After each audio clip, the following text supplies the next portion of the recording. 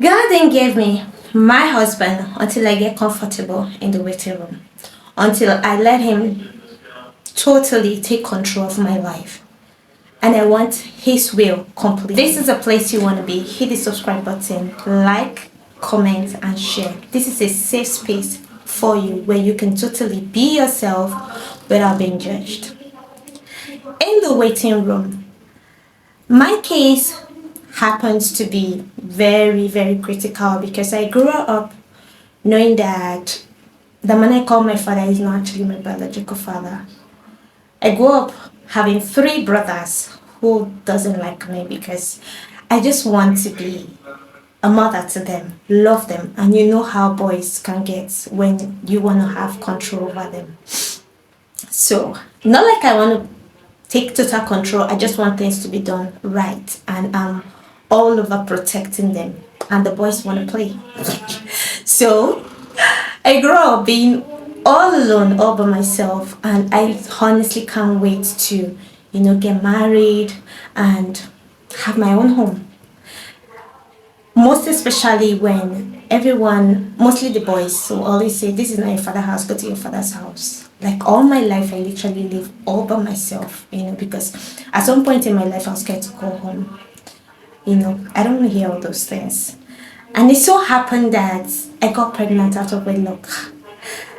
The same thing I was scared of happened to me. So I just want a home for my daughter because I don't want her to be like me. I don't want her to grow up like me. So I desperately need a home.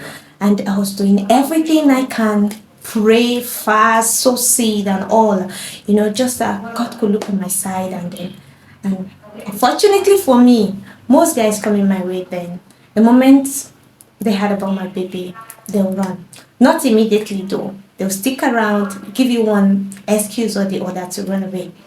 And then I kept on praying, praying. And then I entered a relationship. I thought, oh, this is the one for me and all. Apparently, he wasn't the one for me because his parents, his mom especially, treated me so bad. And the mom is just too much. She's not a bad woman. I won't say she's bad, but I wanted a mother. I wanted somebody who would be a mother that would treat me like my own mother too. Just the way my mother normally treats my brother's girlfriend. So I want that kind of a relationship. But unfortunately for me, that wasn't my situation back then because this woman just want to take what she can take from me. She felt that the boy, her son, is doing me a favor, and all those vibes, to the point that the sisters came to live in my house and they were throwing it at me like as if the brother rented my apartment. And in my own case, I was just helping a student who is training herself from school. That's a story for another day. Hosting you in her house, and then you treating her like that. It just somehow for me. And then I caught the brother, my ex, with his ex. And apparently the guy wasn't ready to apologize. And that was a deal breaker for me then. I had to leave the relationship. And the last one, for me was when I got proposed to a guy he was a UK then. It's not like he got a good job, he was into this caregiver. Most times I woke up at night to do his assignments. I went to visit his family. I've not met him in person, we met on Facebook. And then through a Christian group like that, and then we got talking. He was interested, he wanted to get married to me, and this is me always wanting a home. And then he asked his dad to come all the way from Ibadan to Kano where I was serving then. And for me, that was what really proved his sincerity. And then I gave it in. And when the dad came, he went to see my family, and my family kind of liked him. And then I liked him too. And then I made up my mind like, oh, I'm going to try to make it work, even though I've not seen this guy in person. We've done video calls and all. Then something happened. During my visit, the divorcee sister, like his sister who got divorced, is in the house, and she wants to cut the short because the sister is in her family house, and those children are between the age of between the age of 8, 5, and they are peeing on the bed. I have baby. Like, I know my daughter will not do such a thing. They are so disrespectful, so rude, and my staying there was not comfortable for me, but I just had to endure and see how I can put up with them.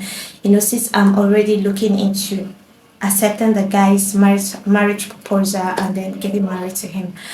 But then when I left, they fixed the wedding date and all, only for the guy's dad to call me on the 1st of January 2023. He called me on my way to Kano to say, these were his words. Said, sorry, my son will not be able to come for your wedding.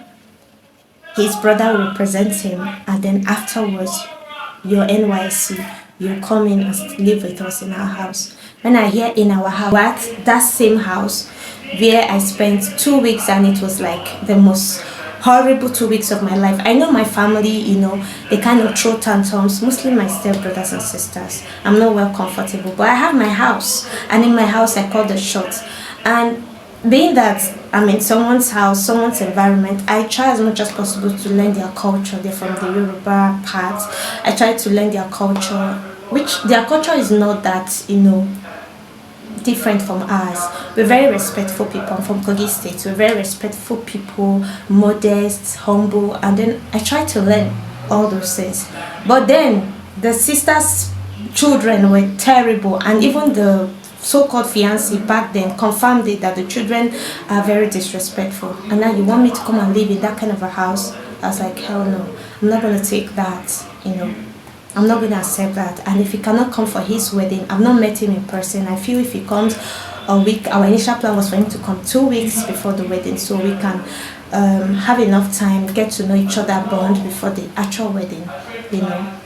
But him not coming, I'm just going to get married, be in his family house, and wait till whenever he arranged my paper and all, which I am not certain if that is ever going to happen. But that's how the whole thing went off. The mom said no, my parents refused. I turned down the proposal, and then the wedding date got cancelled. Mind you, I had already printed all the wedding card.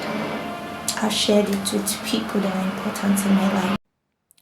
Watch out for part 2 until I come your way again. Bye.